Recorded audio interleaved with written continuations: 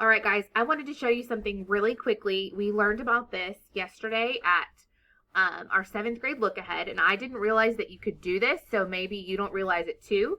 If you do realize it and you didn't share it with the rest of us, I'm super upset with you. But basically, if you have your virtual students or your in-person students working on a Google Slides assignment and you're having them show work, so you're having them upload a copy of their work or attach a copy of their work to assignment. Sometimes they add an additional slide and they put the picture on it. In my class, that's what we've done. But evidently, I had no idea you could do this. You go to Insert, and then you go to Image, and then Camera. And then it will actually use the camera from the Google Meet to take a picture of your work. And it may not let me do this right now because I'm trying to record this video for you guys.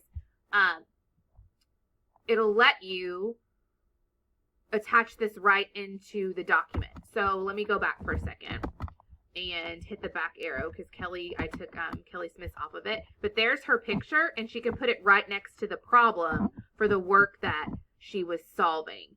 So when you go to Insert and then Picture, their actual webcam should take a picture. I think it's not doing it and not showing you the actual picture on this because I have the Screencast-O-Matic open.